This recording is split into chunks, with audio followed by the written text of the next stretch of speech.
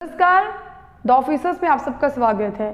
आज मैं आपके लिए जो टॉपिक लेकर आई हूँ that is one of the most important topic in polity, conflict between fundamental rights and directive principles.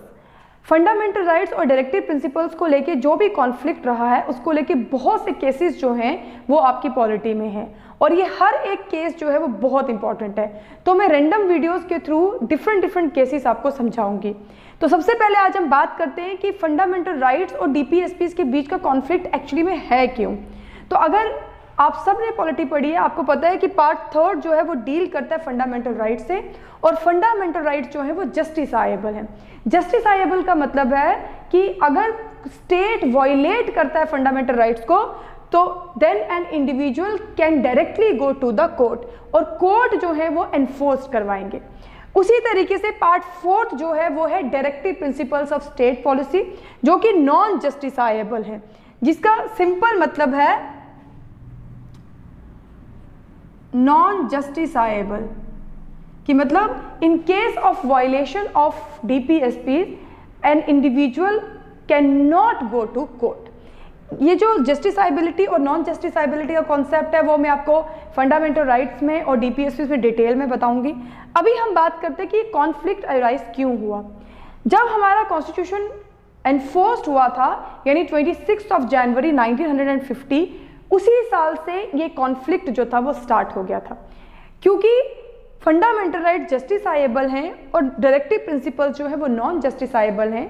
तो कोर्ट के पास, सुप्रीम कोर्ट के पास अंडर आर्टिकल 32 ये केस आने लग गया कि इन दोनों में से कौन सुप्रीम है। तो इसको लेके ये सारी बहस जो थी वो स्टार्ट हुई।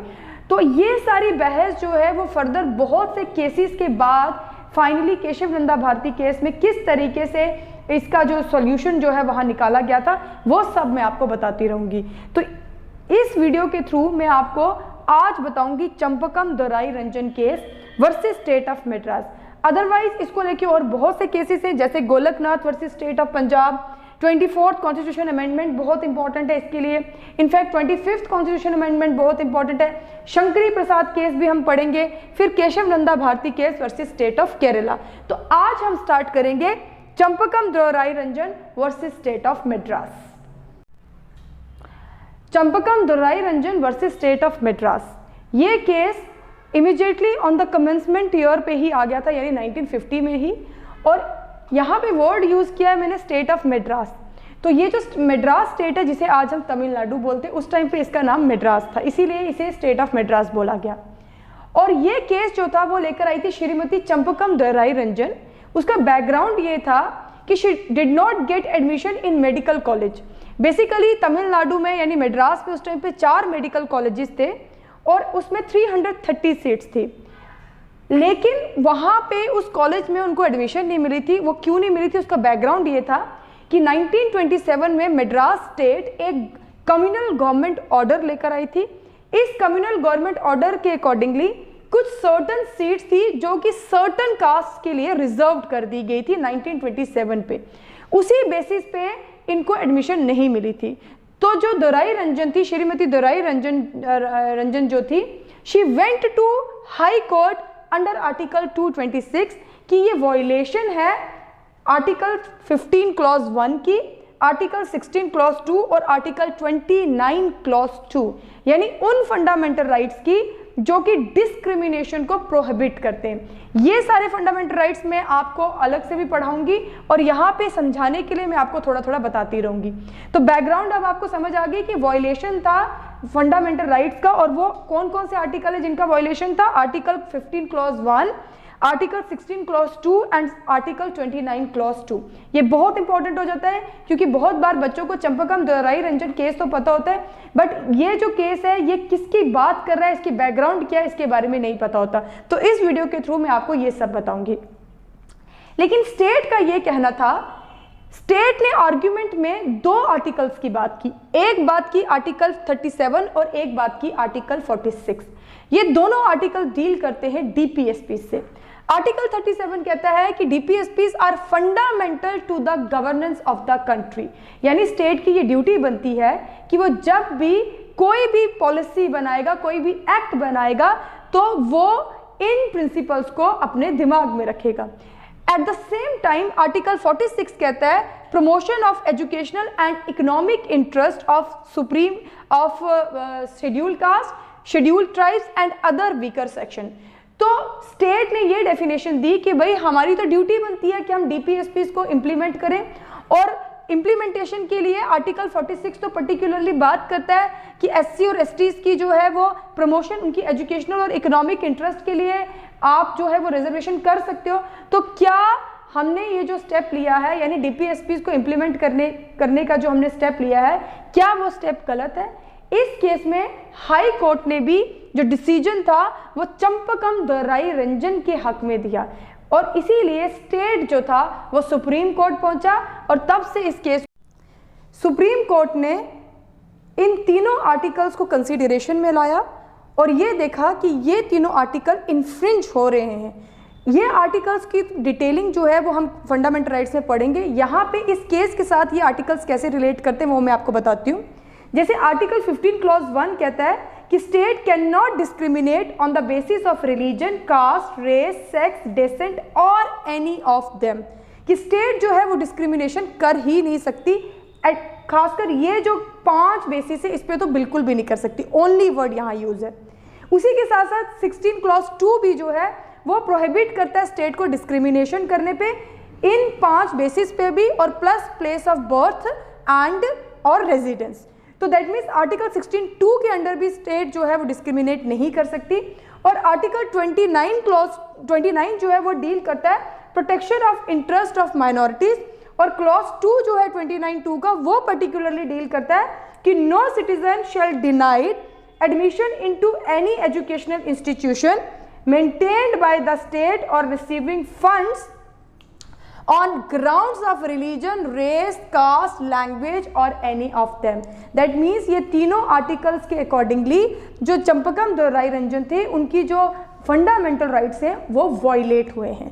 तो इन्हीं स्टेटमेंट के बेसिस पे सुप्रीम कोर्ट ने वर्डिक्ट दिया, और सुप्रीम कोर्ट ने कहा कि ये जो कॉन्फ्लिक्ट अराइज हुआ है पार्ट 3 और पार्ट 3 एंड पार्ट 4 के बीच में, ये बेसिकली कॉन्फ्लिक्ट है with in the constitution. It is an inherent conflict between part 3 and part 4। That means कि ये कॉन्स्टिट्यूशन के इनहेरेंट अंदर से ही क्या है, एक कॉन्फ्लिक्ट अराइज हुआ है। वो कैसे कि पार्ट 3 जस्टिसाइबल है और पार्ट 4 जो है वो नॉन जस्टिसाइबल। दैट मीन्स कि ये जो कॉन्फ्लिक्ट था वो इसी केस से स्टार्ट हुआ। उसके बाद आ गया रेफरेंस दिया सुप्रीम कोर्ट ने आर्टिकल 15 क्लॉज 1 का, आर्टिकल 16 क्लॉज 2 और प्लस आर्टिकल 29 क्लॉज 2 का, और बोला कि जो फंडामेंटल राइट्स हैं चंपकम दोराई रंजन के वो इन्फ्रिंज हुए हैं, वो वायलेट हुए हैं। और आर्टिकल 46 के लिए जब जो रेफरेंस स्टेट ने दिया था कि आर्टिकल 46 के अंडर तो ये कुछ भी कर सकते हैं, रिजर्वेशन दे सकते हैं, तो सुप्रीम कोर्ट ने कहा कि article 46 can not override article 15।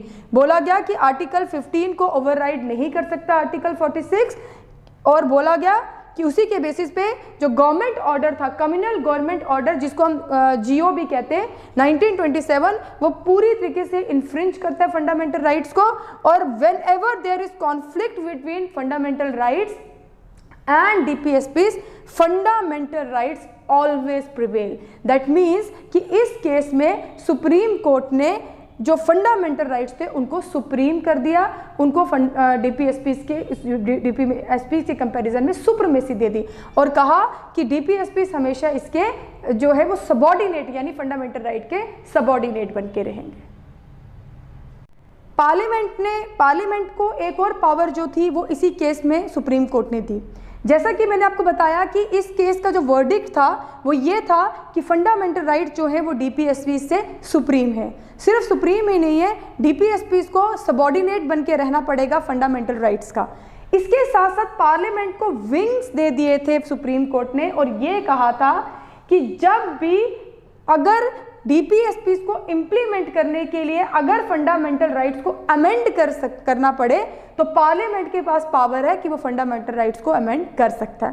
तो इस पूरे केस के वर्डिक्ट के बाद कॉन्सिक्वेंसेस क्या हुए कि जैसे कि मैंने आपको बोला कि पार्लियामेंट के पास पावर आ गई थी, तो तो पार्लियामेंट लेकर आया first constitutional amendment act 1951, one of the most important amendment. इस अमेंडमेंट में बहुत से प्रोविजंस थे, लेकिन क्योंकि हम बात कॉन्फ्लिक्ट की कर रहे हैं तो हम इसी तक कन्फाइंड रखेंगे। फर्स्ट कॉन्स्टिट्यूशनल अमेंडमेंट एक्ट लाने की और भी बहुत से रीजन थे, लेकिन one of the reason Champakam Dorairajan versus state of Madras था। तो इस अमेंडमेंट में पार्लियामेंट की स्टेटमेंट ये थी कि जो रिजर्वेशन है that is affirmative practice for the advancement of socially and backward classes, educationally backward classes including एससीज and ST. That means parliament ने ये बोल दिया था कि ये एफर्मेटिव एक्शन है, ये पॉजिटिव एक्शन है, यानी रिजर्वेशन जो है वो पॉजिटिव एक्शन है।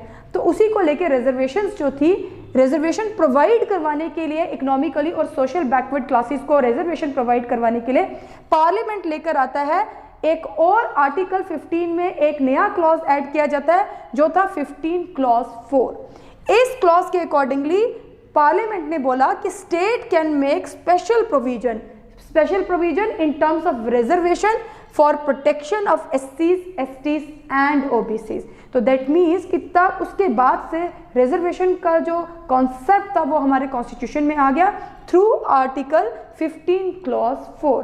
रिजर्वेशंस की एवोल्यूशन आगे कैसे हुई वो तो मैं फंडामेंटल राइट्स में आपको आर्टिकल 15 जब पढ़ाऊंगी तब डिटेल में बताऊंगी। इस केस के थ्रू आई होप सो कि आपको समझ आ गया होगा कि चंपकम दुराई रंजन केस जो है वो बहुत इंपॉर्टेंट केस है। इस केस को थोड़ा सा हम फिर से इसको रिवाइज करवा देती हूँ मैं आपको कि चंपकम दुराई रंजन केस जो था उसका बैकग्राउंड जो था वो उस केस की वजह से एक्चुअली में स्टार्ट हुआ conflict between fundamental rights and DPSPs.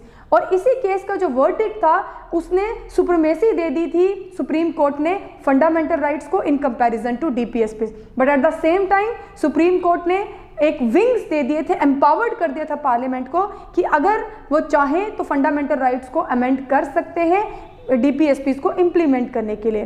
तो उसी के कॉन्सिक्वेंसेस में उसी का आउटकम ये निकला कि पार्लियामेंट लेकर आई फर्स्ट कॉन्स्टिट्यूशन अमेंडमेंट एक्ट 1951 में, और इस अमेंडमेंट में रिजर्वेशन के क्लॉज को ऐड किया गया आर्टिकल 15 अंडर क्लॉज 4 यानी 15 क्लॉज 4 के अंडर, और जिसमें रिजर्वेशन जो है वो आज हमें देखने को मिल रही है। तो दैट मीन्स ये केस जो था वो सिर्फ कॉन्फ्लिक्ट को सॉल्व करने में यानी फंडामेंटल राइट्स और डीपीएसपीज की कॉन्फ्लिक्ट को सॉल्व करने में ही मददगार नहीं है, बल्कि ये जो रिजर्वेशन का कॉन्सेप्ट है ये किस तरीके से हमारे कॉन्स्टिट्यूशन में आया ये इसके साथ भी डील करता है।